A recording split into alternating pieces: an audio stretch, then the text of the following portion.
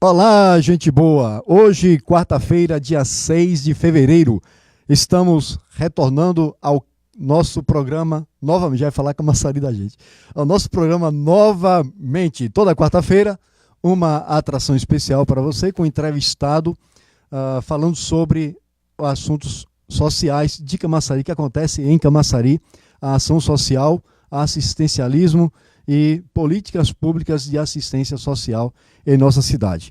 Eu já estive aqui com Everaldo Regis e também com Aldo, entrevistando eles em um outro momento. E eu convidei Everaldo Regis para trazer Aldo hoje aqui para o nosso programa, porque eu gostaria de bater um papo diferente. Normalmente eu apresento a vocês as pessoas que fazem o trabalho acontecer. Nesse caso, eu estaria entrevistando Everaldo Regis para falar sobre o trabalho que ele desenvolve na cidade, trazendo pessoas, tirando pessoas da rua, levando para sua casa e fazendo com que essas pessoas sejam recuperadas de vícios e também tendo a sua vida restabelecida. Agora, recentemente aconteceu de um senhor que eles tiraram da rua, que a sobrinha acabou descobrindo, a sobrinha mora lá em Portugal, e acabou vendo o trabalho deles e começou a ajudar também o trabalho de Everaldo Regis e de Aldo nessa campanha para ajudar esse tio dela, que graças a Deus já começou também a fazer parte desse programa de ajuda e assistencialismo. Mas a ideia não é hoje entrevistar Everaldo Regis. A ideia hoje é entrevistar alguém que já esteve do outro lado.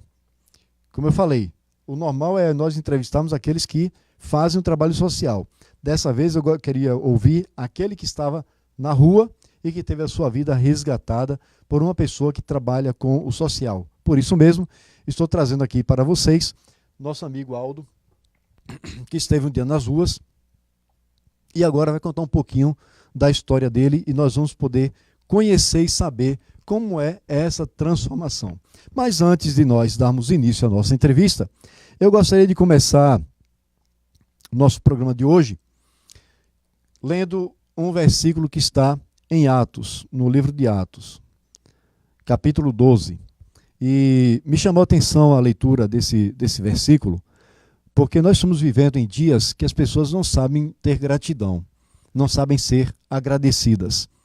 E muitas das vezes você ajuda uma pessoa e depois que ela está no auge da sua vida, ou ela se sente no auge da vida dela, no topo, começa a pisar as pessoas, principalmente aquelas que estenderam as mãos para ela, né? E aconteceu que, lendo o livro de Atos, eu me deparei com esse versículo, que é muito interessante, me chamou a atenção. Portanto, prestem bem a atenção sobre o que nós vamos ler, que está em Atos capítulo 12, e o verso 16, 17, deixa eu ver,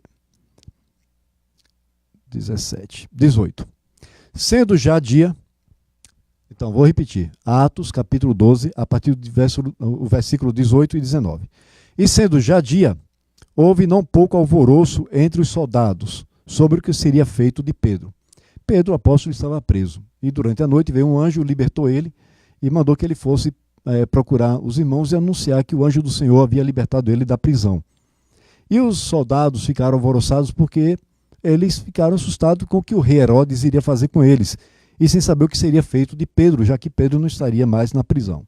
No verso 19 diz assim: E quando Herodes o procurou e não achou, feita inquirição aos guardas, mandou justiçar, ou seja, Herodes mandou castigar os guardas porque deixou Pedro fugir. E ele, irritado com os de Tiro e Sidom, mas estes, vindo de comum acordo ter com ele e obtendo a amizade de Blasto, que era o camarista do rei, pediam paz, porquanto o seu país se abastecia do país do rei.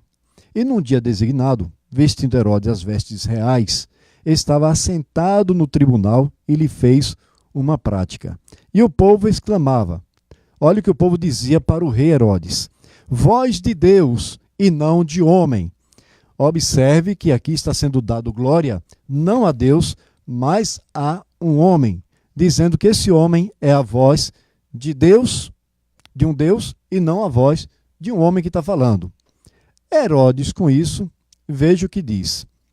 E no mesmo instante, no verso 23, diz: e no mesmo instante feriu o anjo do Senhor, porque não deu glória a Deus.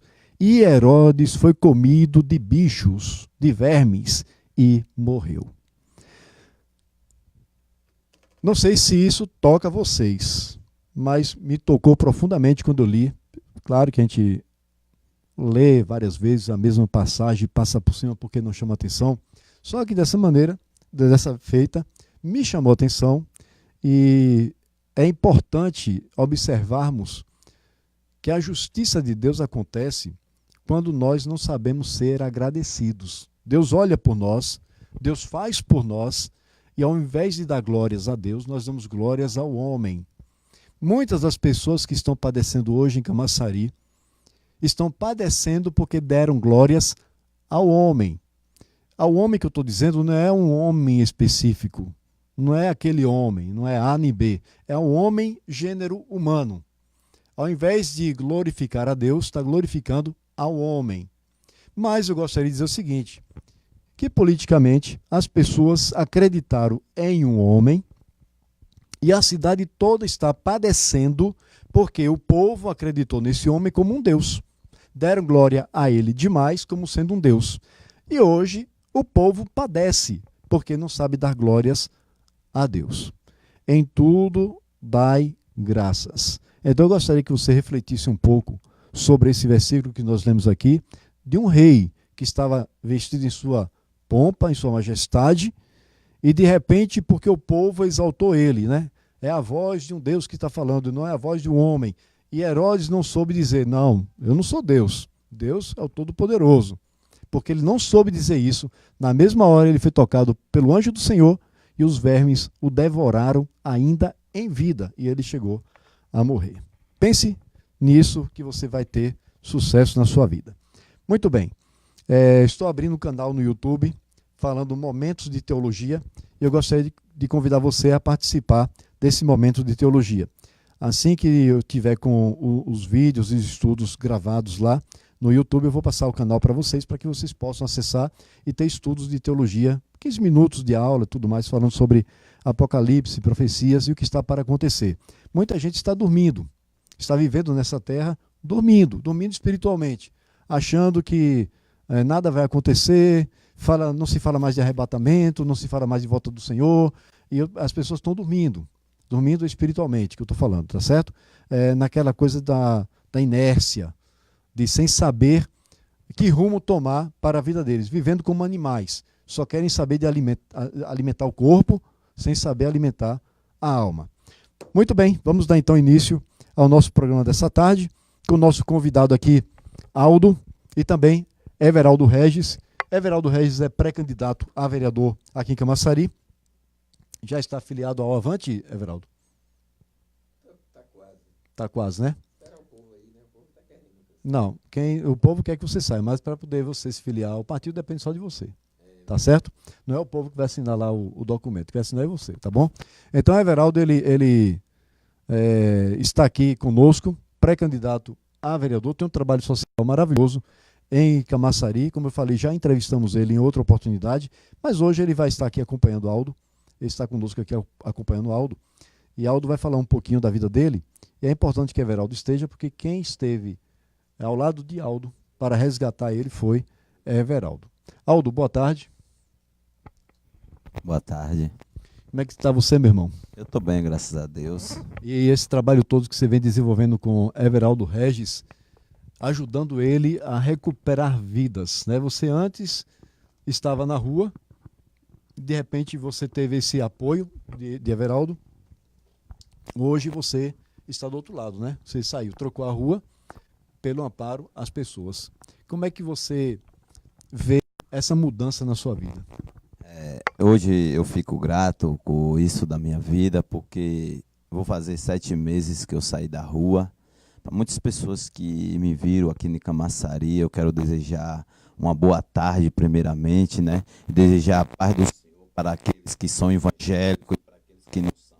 Eu deixo a paz também. E eu agradeço muito pelo o irmão aqui, que está me entrevistando hoje, né, que a gente teve uma conversa, ele gostou sobre disso, das nossas vidas, né, que, assim como o nosso irmão Everaldo Regis, irmão Aldo, porque Jesus, como ele falou, Deus, ele como ele falou para Judeões, que os covardes que vote, ele falou no meio da multidão.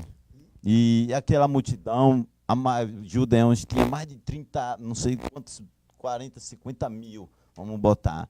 No total só foi para a guerra 300. Só rapidinho.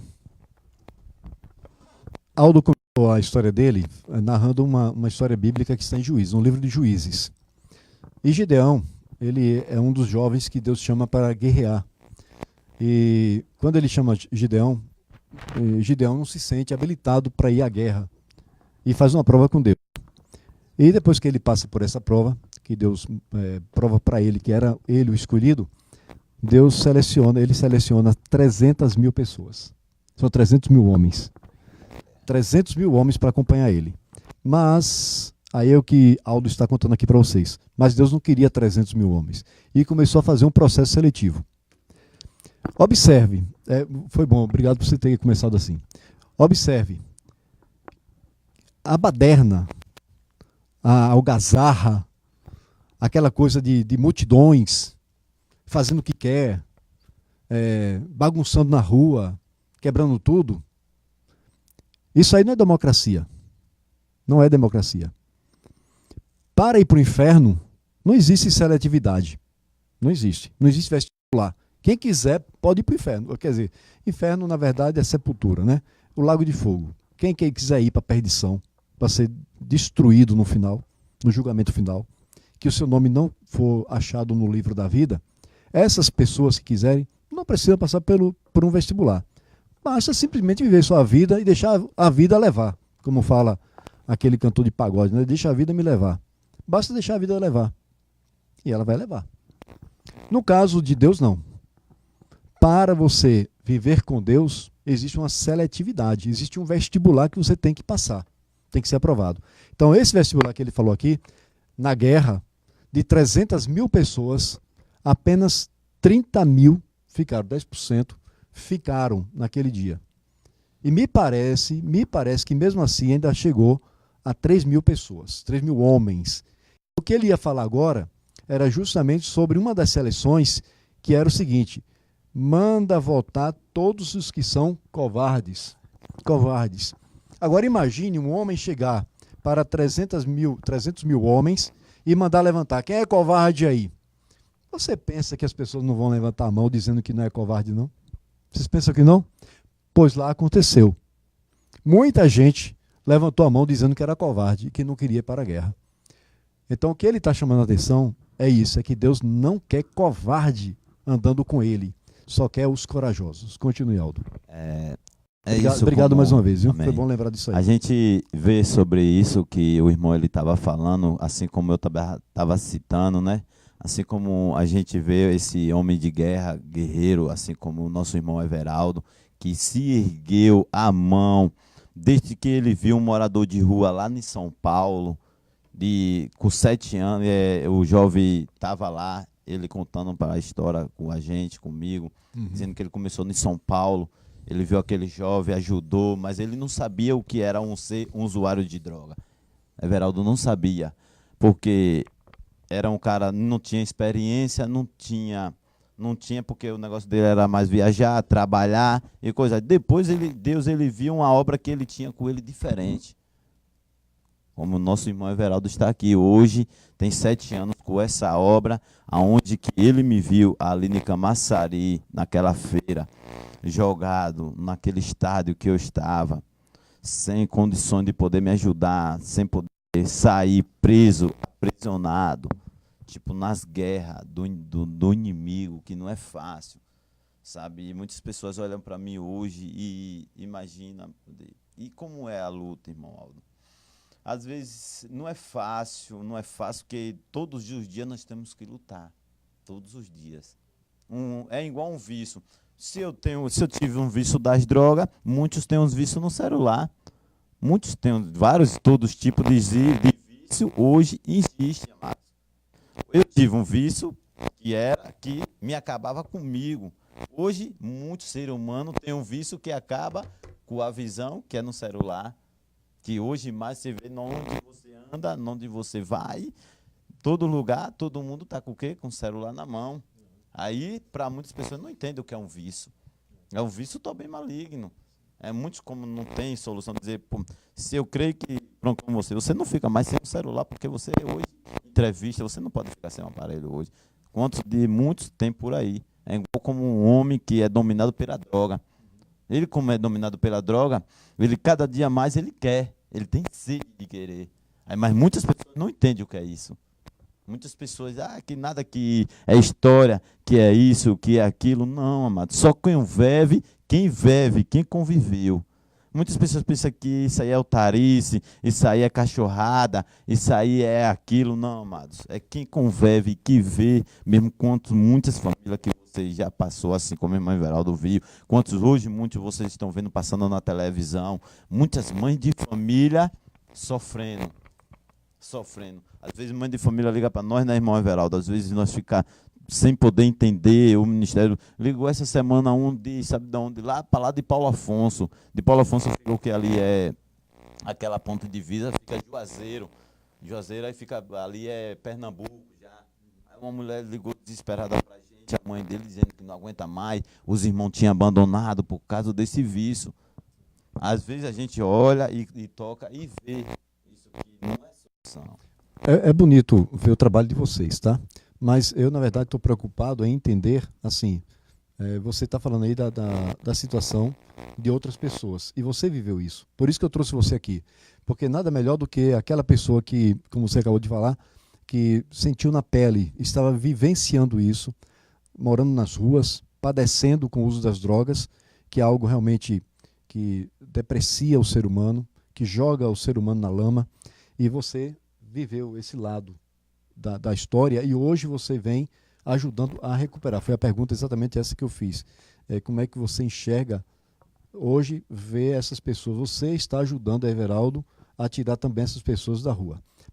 Nós temos aqui uma amiga que está nos acompanhando, Eline Xavier, que está dizendo o seguinte: parabéns, Everaldo Regis e Aldo, pela oportunidade que vocês dão àqueles que mais precisam. Pessoas em situação de rua, pessoas viciadas em drogas. Então, que Deus continue abençoando o trabalho de vocês. Obrigado, Eline, por nos acompanhar. E aí eu gostaria de deixar um abraço para todos aqueles que nos acompanham, todas as quartas-feiras, à tarde, a partir das 16 horas. Nosso programa novamente. Esse programa que tem esse cunho social, né, de dar visibilidade para as pessoas que trabalham com o social. E Aldo é esse jovem que está aqui conosco. Como ele falou, há 7 meses que ele foi tirado da rua e hoje vem acompanhando Everaldo no trabalho, nessa progressão de trabalho. Mas quando você estava na rua, porque Everaldo já tem 7 anos trabalhando com o social, né, Everaldo? Passa para ele ali o microfone. É verdade. Boa tarde a todos aí. Que Deus abençoe a todos. 7 anos eu venho trabalhando com essa obra aí. Sempre em Camaçari? Começou aqui? Não, comecei em São Paulo, lá em Santos, como ele acabou de falar. Começou em São Paulo, Santos. Foi Santos, São Paulo. Foi. Eu fui viajar com uma amiga lá na praia de Santos, né? Uhum. Que é lá perto da praia. E aí quando eu desci para ir no mercado lá, encontrei esse rapaz, umas 8 horas da manhã. Que rapaz? Um rapaz lá que é de Araraquara, ele. Uhum. Porque eu não quero dizer o nome, né? Porque Não, é só dizer o nome, rapaz, a cidade que ele de era. Araraquara. Ah. E aí eu fiz uma pergunta a ele ali, perguntei por que ele estava assim, com os pés descalços, inchado, mancando. E pela filosofia dele, era um rapaz simpático, cabelo liso, branco. Aí eu até pensei que era filho de papai, aí eu disse, por que você está assim desse jeito? Aí ele, não, eu moro na rua. Eu digo, o que é morar na rua? Porque eu também não sabia o que era morar na rua. Eu achava que morar na rua era aquelas pessoas assim, quando era realmente mendigo mesmo, né? Tipo aquelas pessoas que não tem... Perdeu família, perdeu casa, perdeu tudo, né? Isso é. Eu não convivi. Não imaginava que poderia ser pessoas que tinham família e estavam morando na rua por conta das drogas, né? É verdade. Eu também não sabia o que era crack, não sabia o que era... Eu sabia o que era maconha, agora crack eu não sabia não. E até ele me enganou, né? Que eu perguntei a ele se ele usava, né? Alguma coisa. E ele pegou e disse que não. Aí eu disse, você quer tomar café? Ele falou, quero.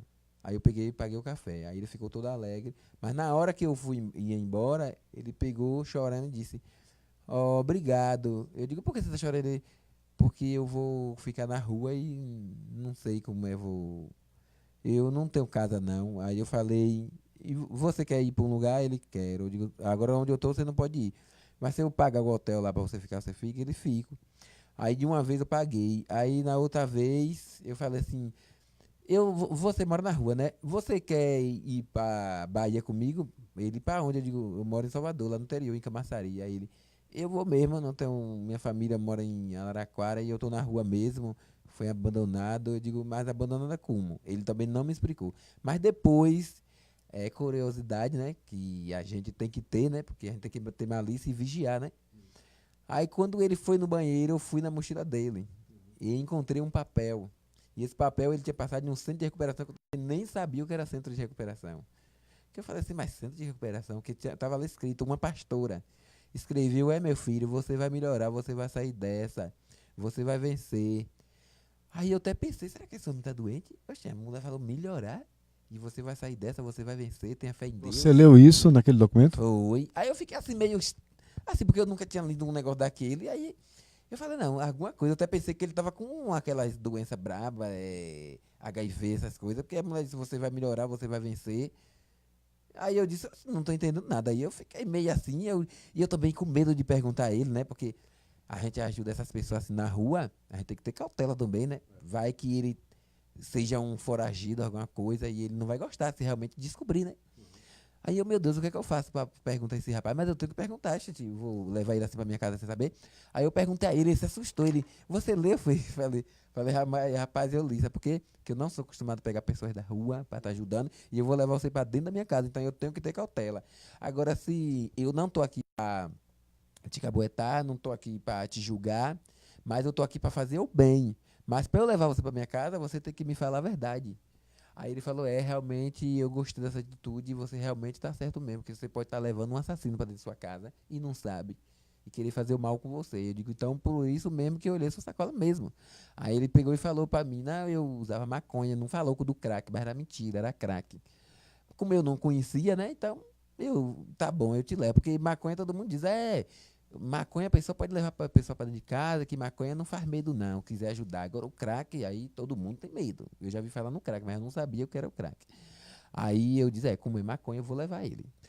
E aí eu trouxe ele, paguei a passagem de avião, ele, você vai pagar a passagem de avião para mim? Eu digo, vou sim, com certeza. E Deus é tão maravilhoso que eu joguei naquele jogo, naquela vez que a Mega Sena tava em 200 e poucos milhões, e você acredita que eu acertei a quadra e ganhei 200, parece que deu R$ 220, e já foi a metade da passagem dele, porque a passagem dele deu 400 e pouco. Eu digo, olha como Deus é bom, que eu já tinha pagado 15 dias de hotel, café da manhã, almoço meio-dia e janta de noite. Imagine aí quanto eu gastei ali em Santos no hotel para ele, para não deixar ele na rua. Aí pronto, comecei a criar amor pelas pessoas, né? Que ele começou, eu disse a ele, me leve nas pessoas que ficam na rua aí. Aí ele começou a me levar. Meu irmão, eu chorava de tanto ver tanta gente assim na rua, meu Deus, sofrendo, mulher, homem. E eu não sabia o que era centro de recuperação assim para estar oferecendo a ele, né? E mesmo assim eu ficava com medo, né? Porque eu via aquelas pessoas assim, ó, quando fumava junto assim, lançando no dia dos rios lá, no escórrego, e ficava assim, e ele não olhe muito não, que tem muitos que fica cismado, achando que você é algum investigador, porque eu tava de paletó, todo bonito, todo arrumado. Esse rapaz, você trouxe ele para Bahia? Trouxe, de avião e tudo, ele ficou feliz, porque ele disse E ele está aqui na Bahia ainda? Não, hoje é o servo do Senhor, está na presença de Deus, na Cristã do Brasil, hoje ele está firme. Voltou para São Paulo? Foi, casou, mas não deu certo, mas ele voltou para casa da mãe, tá bem. Tá trabalhando. Você mantém contato com ele ainda? Não, com a mãe e com a ex-mulher dele. Você fala com elas? É. E elas passam a notícia que ele tá bem? Passa que tá bem. Uhum. Ele não entrou em contato não, porque ele não tem mais Facebook. Agora, você está há 7 anos de São Paulo. Aqui em Camaçari, tem quanto tempo você trabalhando com o social? Aqui em Camaçari, não, há muito tempo também. Desde que eu comecei lá com ele, que eu tô fazendo esse trabalho, há 7 anos também. Então você começou em Camaçari, foi para São Paulo? Não, comecei em São Paulo, através desse rapaz, eu trouxe ele, quando ele ficou mais ou menos uns 8 meses comigo, ele foi embora, e eu peguei e disse, eu não vou parar Quanto mais. tempo você ficou em São Paulo? Eu fiquei lá mais ou menos 16 dias. Foi pouco tempo, então. Em 16 Daquele momento, na verdade, foi que deu o pontapé inicial no Foi. jogo. O jogo começou ali. Foi, aí eu trouxe ele pra cá, e daqui ele passou uns 8 meses, aí ele foi embora, chegou lá em São Paulo, casou com a irmã da igreja, não deu certo, depois ele voltou pra casa da mãe dele, e hoje ele tá bem na Cristã do Brasil, e tá bem. E aí eu criei amor e disse, não vou parar mais de cuidar desse povo, e aí eu mesmo meto a minha cara mesmo, e vou mesmo com o meu Deus, procurar o povo, pode ser o que for. Eu estou ajudando, levando para o centro de recuperação. Os que Deus me orienta para eu levar para minha casa, porque não é todos, eu falo logo a verdade. Deus me mostra qual é que eu posso levar para dentro da minha casa. Você acredita que eles não roubam nada, que os familiares falam que eles roubam dentro de casa e tudo, mas eu digo, na minha casa ele não rouba, os familiares ficam besta. Diz, menino, você é confiante mesmo, você confia muito, você acredita muito. Nós começamos, Everaldo, essa apresentação de hoje, do programa novamente, nós começamos com um versículo falando sobre agradecimento, que as pessoas devem ser gratas. Eu acredito que Aldo pode até falar melhor sobre isso, que a pessoa que está na rua e não vê nenhuma luz no final do túnel, quando aparece alguém, acaba sendo agradecido. E por ser agradecido, ele não comete nenhum tipo de delito, de crime dentro da casa da pessoa, porque ele estaria sendo ingrato com essa pessoa que estendeu a mão para ele. Então acredito que haja uma ética dessas pessoas. E Aldo está aqui. Aldo, você veio de onde? Você é de Camaçari? Não, sou de Aracaju, natural de Buquim, terra da laranja. E hoje é como muitas pessoas falam, como você fala, gratidão, né? Que muitas pessoas que vê um usuário de droga comparado como um ladrão é diferente. Um usuário de droga, se ele estiver na abstinência, se ele não vê ninguém dentro de casa, ele leva mesmo. Mas se ele não vê que ainda ele está vendo que tem condições de levar, ele vai levar porque ele está na abstinência, ele está no total de querer usar mais. Mas uma pessoa, ele sabendo que a pessoa está levando ele dentro da casa dele, dessa casa dessa pessoa, porque muitas pessoas dizem que já aconteceu muitas coisas, é como a irmã Everaldo disse, 7 anos, nunca sumiu nada na casa de Everaldo. Uhum. E se você ver as fotos da gente, lá na frente da casa da frente da casa de Everaldo, no começo, tem uma televisão de 52 polegadas. Quer dizer, se um cara, usuário de crack, que sabe que muitas pessoas dizem que é como um ladrão, você acha que um ladrão, usuário de crack, vai aguentar ver uma TV desse e não roubar? Não roubar? Ver celular lá, a gente mesmo deixa dinheiro, deixa celular, deixa vontade. Não some nada. Não some nada. Ô, Aldo, rapidinho, porque a gente já está perto de encerrar o programa, só para mandar um abraço para Deildes lá de Feira de Santana, minha amiga D. Também, sempre que ela pode estar assistindo, dê um beijo para você, minha querida. Bom saber que você está aqui com a gente. Também gostaria de mandar um abraço para a professora Carmen, minha amiga. Amo você de coração. Um beijo, querida. Logo em breve estaremos marcando aí para tomar aquele vinho que você falou, me convidou para tomar, tá certo? Só questão de tempo. E para as pessoas que nos assistem em toda a Bahia, todo o Brasil e no mundo, sempre gosto de falar e lembrar dessas pessoas que nos dá essa audiência aqui na Bahia, no Brasil e fora do Brasil também. Então, um beijo para todos vocês que nos acompanham toda quarta-feira, tá bom? Aldo, só para poder a gente entender a sua vida, então. Você largou a sua fazenda de laranja, um homem próspero, rico, lá em Boquim, e abandonou tudo aquilo lá e veio parar aqui em Camaçari. E aí você, em Camaçari, quando você chegou aqui em Camaçari, você ficou aonde primeiramente? Primeiramente, eu morei no Triângulo ali, tem um pastor que era da Assembleia, mas ele era falado bastante, ele foi pregador e também ele ajudou. Da Assembleia de Deus? É da Assembleia de Deus, ele era que teve um acidente com ele, que ele tem lá ele tem ali não tem um triângulo, tem. Aí você entra, aí você não tem aquele mercadão, mas para cá tem uma igreja da Assembleia, não tem? Tem? Então eu fiquei junto com aquele pastor, nós trabalhamos junto, mas só que ali para mim não deu certo. Aham. Por que não deu certo? Mas peraí, você veio de Boquim para Camaçari para morar com ele? Não. Você veio fazer o que aqui, em Camaçari? Eu vim atrás de trabalho, mas só que eu era baleiro. Eu trabalhava. Vendendo bala nos ônibus. Era. Aí eu conheci ele, esse pastor. Aí ele disse: não, vou lhe dar uma ajuda, porque ele estava ajudando pessoas, botando na casa. Não, porque de trás da igreja tem uns prédiozinhos que era dele ali, que é dele ainda. De trás tem uma casa que é dele e tudo. E ele me concedeu lá, mas só que devido da cachaça que eu estava bebendo demais e da droga que eu estava usando, aí ele mandou me sair. Eu tive que me sair, aí depois que eu saí, aí, no dia que eu fui mais, me afundei. Aí vim para a feira de Camaçari, ali no estacionamento, e fiquei por ali mesmo. Dali eu comia daquele lixão ali, não tenho vergonha de dizer. Eu sei, recolhia o rasgava. resto de comida ali. Era como era 3 horas da manhã, que não tinha, até os segurança que Everaldo mesmo viu que não foi, ele contava, ele viu minha situação hoje, eles mandam áudio, ver como é a diferença de rapaz, como é a pessoa que muda, como assim.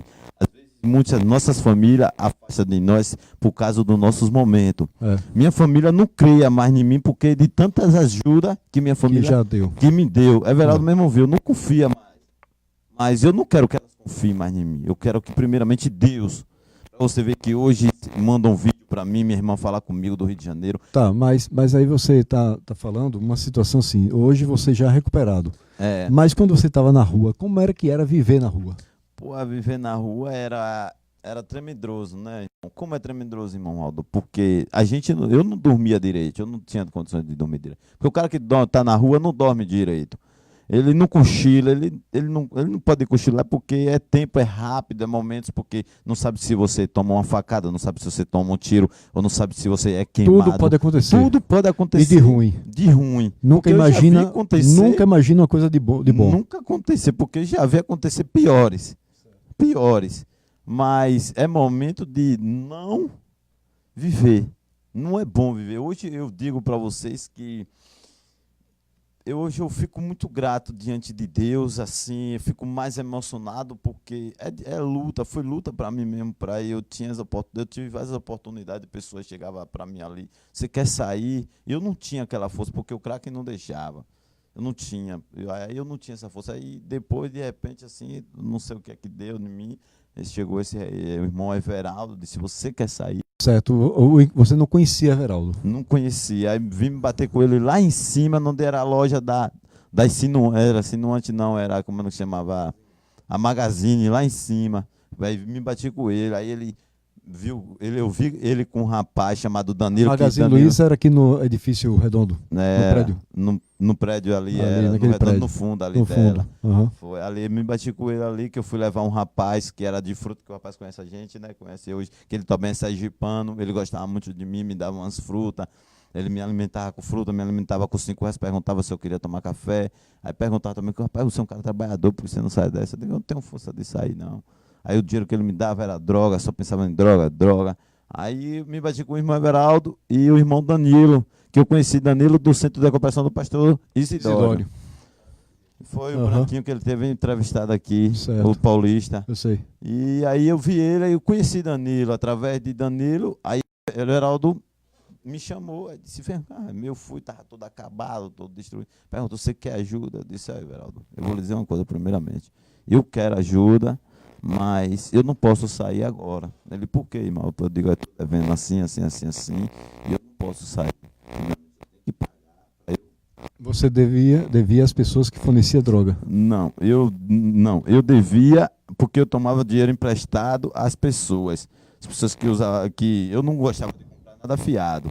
Eu não gostava de droga, porque droga já chama de morte. É. Já chama. Se você devesse a essas pessoas que forneciam droga e estava devendo, ia morrer com Aí certeza. era porque eu sei como é um usuário de droga, porque já vi pessoas morrer até por 5 reais. Mas o pessoal, mesmo sabendo que você era usuário de droga, morava na rua, ainda assim vendia fiado a você. Não, às vezes vendia, mas eu não queria comprar fiado, porque eu já sabia do sistema do Rio de Janeiro, que eu já Sei. passei, em São Paulo eu já passei, porque eu já passei por várias situações. Eu dizia: não, espera aí. Às me oferecia, mas eu mesmo que não queria, porque eu já sabia a consequência que eu podia pagar, que se eu não tivesse dinheiro, eles queriam o dinheiro deles, eles querem o dinheiro deles. Claro, com certeza. Eles querem, porque nós não vamos na porta, eles não vêm na nossa porta. A gente mesmos que somos o usuário que vão atrás deles. Eles não vêm atrás de nós. É nós mesmos que somos o usuário que vai atrás deles. O traficante ele não vem atrás de nós. Eu sei. No Ele caso, é igual como um homem que ele bebe cachaça. O usuário vai procurar o fornecedor lá fornecedor de droga. De droga, porque ele é dependente químico. Mas você não devia a eles. Eu não devia, eu estava devendo um agiota. Aí pegava dinheiro na mão de agiota. Era porque eu tinha meu cartão, né, Everaldo? Eu tinha meu cartão, minha família botava dinheiro, minha tia botava, e tinha Bolsa Família também que eu recebo, e aí ficava nessa, devia, pagava 100 agora, devia 150 amanhã, que eu comprava, aí eu pegava dinheiro emprestado, pegava o quê? R$50 para pagar com 100 em 3 dias. Era um juro através de outro, aí isso aí para mim, eu disse que não era lícito de eu ficar. Como é que sai de uma vida dessa? Como é que eu ia sair de uma vida dessa? Droga 24 horas, cachaça 24 horas. Endividado. E aí como é que sai? Eu tava devendo no máximo 350. Aí quando Everaldo apareceu na sua vida, foi o convite que ele fez, já foi para morar na casa dele? Não, ele procurou, ele disse, eu vou levar você para minha casa, você vai tomar banho, você vai tomar café e você vai para um centro de recuperação. Você quer? Eu digo, eu quero, estou disposto. Mas primeiramente eu sentei com ele, porque o homem, primeiramente, é como ele disse, primeiramente ele tem que investigar a quem ele leva para dentro da casa dele, porque não sabe se o cara está devendo, se está devendo na cabeça. Aí podemos dizer o quê? Ele está junto, ele também vai, porque o inimigo, ele é astuto. O inimigo era astuto. Aí bem assim eu falei, sentei com ele e disse, velho, eu estou devendo 300 e pouco assim, e eu quero, primeiramente, antes de eu sair de Camaçari, porque eu quero mostrar para o povo que nós temos solução de vencer. E foi isso. Aí eu contei, não foi 3 dias, ele foi e pagou o dinheiro que ele estava devendo, e ele ficou com o meu cartão para ficar recebendo. E aí Deus... Agora Jota era ele agora. Não, ele foi enviado pelo primeiramente, né, irmão? Brincando com o Everaldo, a cara dele. Sabe? E hoje nós brincando com o Everaldo, olha a carinha dele lá, de preocupado. Sabe? Mas graças a Deus ele, no caso, soube administrar bem e pagar suas dívidas. E hoje, graças a Deus, nós estamos aí vencendo, lutando. Hoje, graças a Deus, eu que ajudo ele. E para você ver como são as coisas. Já teve porta de emprego para mim, umas 3, foi a irmã Everaldo. E eu falei o que? Eu digo, não, varão. Eu quero ajudar ele, assim como ele me ajudou, e eu quero prosseguir junto com você. Até para você ver que eu disse a ele que eu ia vender minha casa nesse aí para a gente comprar um carro, irmão, porque a gente não estamos nessa dificuldade. Mas me diga uma coisa, nosso tempo está correndo, está acabando, e é sempre bom a gente ouvir o lado das pessoas que estão sofrendo lá na rua, né? E você é essa voz dessa experiência dessas pessoas que estão lá. O que Aldo, hoje transformado, se encontrasse com Aldo na rua, qual era a mensagem que esse Aldo daqui falaria para o Aldo que está lá na rua sofrendo? Assim, é a mensagem que a gente deve deixar, o Aldo que ficou para trás. Eu nem tenho muitas coisas para falar, porque eu não gosto nem de lembrar mais desse passado, sabe? Porque é uma dor que sempre traz tristeza, não só para mim, quanto para muitas pessoas que vê Aldo, que viu Aldo, o antes. Eu deixo cada dia mais uma esperança que muitos não abandone um morador, não critique um usuário, não julgue aquelas pessoas, porque muitas mães de família, assim como o irmão teve comigo no Sergipe, que me apredejaram, porque lá no Sergipe, lá atrás, que diziam que eu não prestava, diziam que eu ia morrer novo, com 18 anos. E, primeiramente, o irmão Everaldo passou pelo cemitério lá no Sergipe, eu vi muitos que nasceram, né, viveram comigo e perderam a esperança, perderam a oportunidade e a chance de crescer, assim como eu. Eu pensava que eu não ia crescer o meu futuro. Eu pensava que eu não ia para frente. Eu pensava que eu não ia prosseguir, porque quantas palavras que muitas pessoas me falavam e eu não acreditava. Mas a esperança, um sonho Essas ia pessoas vir. vinham lhe dando palavra de força, de ânimo, De ânimo e de animação lhe para eu ajudando conseguir. para sair dessa vida de De miséria. horror, porque não E hoje é. você está aqui. E hoje, para a honra e a glória do Senhor, hoje eu me encontro de pé, vou completar quase 8 meses na presença de Deus, mas o irmão Everaldo, às vezes ele pega no meu pé, às vezes dá um nervosismo, porque o crack ainda corrompe dentro de mim. Eu sonho, às vezes eu peço a Deus que eu sonho, já sonhei mesmo, não gosto de estar mentindo, sonhava, às vezes vem um gosto, mas eu disse a Deus, Deus, eu quero cada vez mais pedir que eu venha sentir nojo e sentir prazer de eu ganhar também, assim como Aldo traz, que hoje estava lá atrás, hoje como a gente estava lá no estacionamento, a gente viu, o Everaldo viu, não foi, os caras tudo alegre, mesmo assim, os caras tudo bebendo, a gente filmou um vídeo, os caras disseram, rapaz, como é que você tá bonito, os caras que fumou comigo, usou comigo, eles estão vendo o semblante, eu não quero que, eu quero que eles enxerguem assim como eu vivi, Que você seja um exemplo para eles. exemplo para eles, que eu disse a eles que eu não tenho palavra para eles, a palavra está aqui,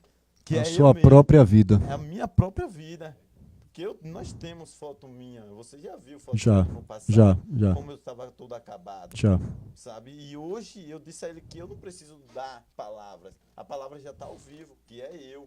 Muito bem. A palavra que eu disse para muitas acho que- pessoas e mães de famílias que estão com seus filhos na droga, que estão assistindo a essas coisas, não perca a esperança.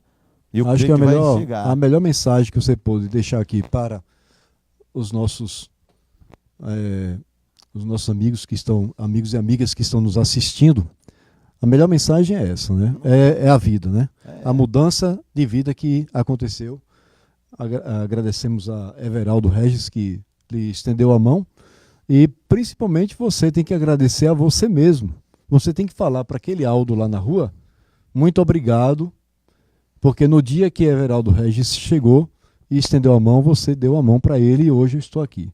É isso que você tem que falar para aquele Aldo velho, aquele Aldo que está lá no passado, que ficou no passado. Não podemos enterrar o passado, porque o passado serve para nós voltarmos lá e visitar o que acontecia com a gente naquele momento, para seguir e servir como exemplo.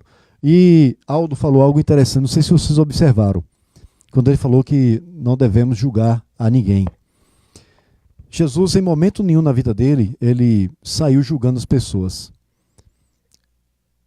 Teve um momento que uma mulher, ela foi pega em adultério, e os mestres do templo queriam que ela fosse apedrejada. E Jesus não disse palavra nenhuma naquele momento. E antes de falar qualquer coisa, ele se abaixou e começou a escrever no chão. Muitos historiadores e teólogos acham o seguinte, que quando Jesus se abaixou ali, ele começou a escrever no chão os pecados daquelas pessoas que estavam ali. E cada um deles foram lendo o pecado deles e foi indo embora e largando as pedras. Até que ele levantou e disse, quem não tem pecado que atire a primeira pedra. E todos eles acabaram indo embora e ele pergunta, mulher, onde é que estão os teus acusadores? Ela disse, foram todos embora, Senhor, pois nem eu te condeno. Mas a palavra que ele fala depois é mais importante. Ele disse, vá e não peques mais. Não continue no erro. Não continue praticando o erro. Isso é que não pode acontecer. E as pessoas, às vezes, além de continuar no erro delas, ainda tem um erro maior, que é o da crítica. E recentemente uma banda aqui em Salvador, não vou falar o nome da banda, porque vocês conhecem, sabem quem é ela, né? Uma banda furiosa, ela fez uma letra bagunçando com Fábio Assunção por causa da bebida dele, que o pessoal começou a falar do modo Fábio Assunção, né? Que vai apertar o modo Fábio Assunção, ou seja, tomar todas, encher a cara. E Fábio Assunção teve uma atitude muito bonita, que foi ligar para eles, não condenou o trabalho artístico da banda, mas pediu que todo o dinheiro arrecadado com essa música fosse doada para instituições, não é isso? Fosse doada para instituições que fazem frente a esse trabalho, como o Everaldo Regis está fazendo aqui em Camaçari, Sargento Isidório faz lá no Fundação Dr. Jesus, Ângelo Ferreira faz com Frente Social Camaçari, Valdo Cabeleireiro faz ali no Novo Horizonte com o pessoal, e tantas outras pessoas trabalham com o social. Então nós temos que, na verdade, ao invés de criticar, nós temos que nos solidarizar com as pessoas. E no momento da crítica, que você pensa em criticar, meta a mão no bolso, tire dinheiro e pegue e deposite para uma instituição dessa.